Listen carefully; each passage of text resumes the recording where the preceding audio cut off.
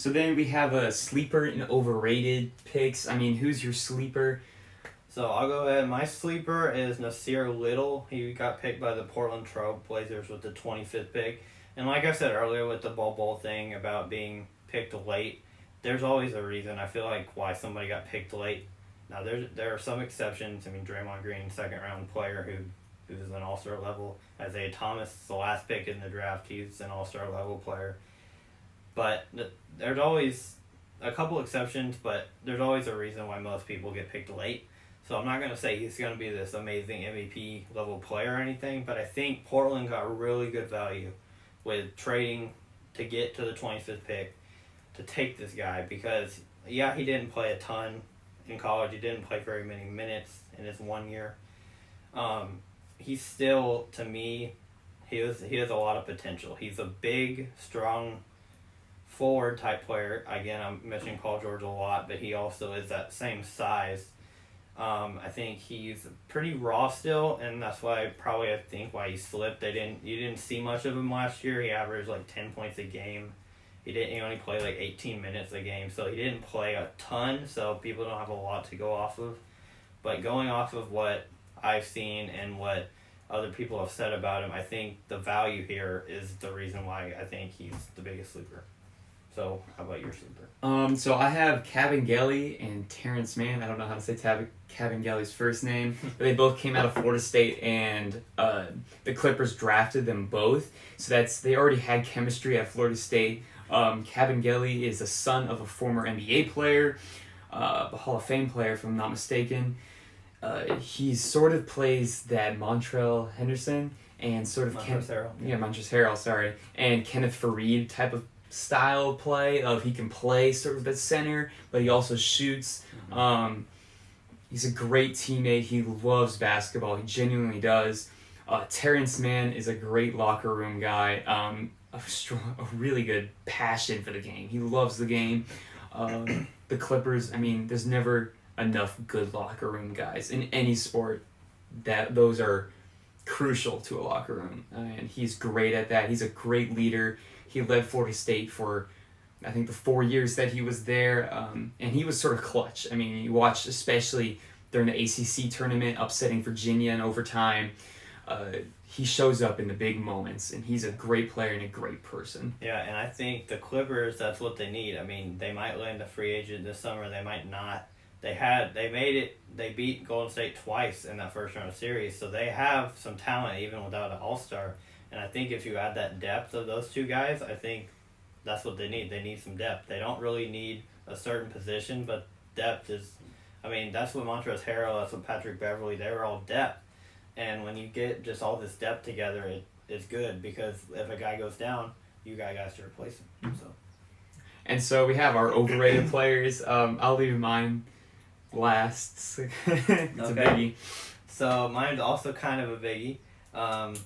My guy is RJ Barrett. I think he's an overrated player, and I mentioned it in maybe a previous video. But RJ, to me, is overrated. He got drafted third by the Knicks, and I think he is a decent shooter overall. I think he's kind of comparable to James Harden, except not near probably the talent level that James Harden is. He's a lefty. He's about 6'8". He's a pretty big guy. And he's a good shooter, but there were multiple games last year at Duke where he just couldn't finish games, couldn't make shots. He just doesn't have the clutch gene, I don't think. And seeing that already in college, that you don't have the clutch gene, with all this pressure mounting in the NBA, you really think he's gonna have a clutch gene in the NBA? I don't see it happening. The hype is huge. I mean, New York and Big Apple. You think, oh, well, New York thinks we got our player, we got our guy, and I just don't think he can be that guy. I think he can be like a third wheel on a team, which, you need a good third wheel, but he just be drafted third. I just don't think he can live up to that third draft pick. I mean, James Harden was a third draft pick, so I just don't think that, I just don't think he can live up to that hype, ultimately, so. What's yours? So my overrated is Zion Williamson. I know it's a little bold, but I've talked about this in a previous video. He's still sort of raw in his talent. He's definitely has the potential for MVP. I mean, I could argue probably like top 10 all time. I know that's really bold to say, but I mean, he has that talent and that skill set, but he needs to be refined. I mean, he doesn't really have a 3-point shot. His mid-range game is, it's average. His defense is good, but it needs some work. His coaches need to step up, and they cannot mess this up. And Zion's still really young. He has time, and we're going to have to give him some time during this. And I think he was overrated to go 1 overall, in my opinion. I mean, all the hype was around him. I mean, he probably is the most hyped talent in any sports in probably the last 20 years. I mean, since LeBron. And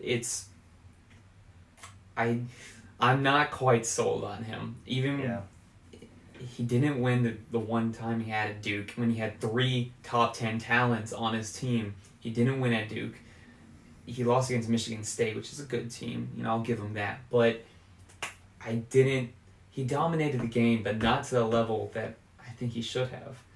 Yeah, okay. One thing I'll say is I disagree with you that he's overrated. Now, I get that he might be just a little overrated. I see why you say that. But to me, if he's not the number 1 overall pick, then who is? I just don't see. I think you can say John Morant could be the number 1 pick, but when you have Zion, who is 6'7", 280 at 18 years old and can dunk just over anybody, and just all this this hype, I get it, the hype's all around him, and that's why everybody's saying, oh, he's the unanimous number 1 overall pick. But we haven't seen a college player like this since LeBron. And LeBron didn't even go to college, so we have to go further back than that. To maybe since Michael Jordan, I don't even know. But Zion, he's just so impactful. He impacts the game so much. He definitely is the first person we've called by the first name since LeBron. We don't call LeBron James. We just call him LeBron. Everybody knows who that is. And now when you say Zion, everybody knows who that is. You don't even have to be a fan of basketball to know Zion or LeBron. So he has that hype, but also he's proven he was the best player in college basketball. I think he's proven that. You could argue John Morant, but I just think the level that Zion's on is way above Ja, and I don't think you can call that overrated. Now, if you're kind of a John Morant, then maybe if he slips to number 10, then you could say overrated. But when you're the number 1 pick, I don't think, even Markelle Fultz, now he was not really an number 1 overall pick talent to me, but when you have the talent that Zion does and you get picked number 1 overall, I don't think it's fair when we haven't even seen him play in the NBA that you can call him overrated.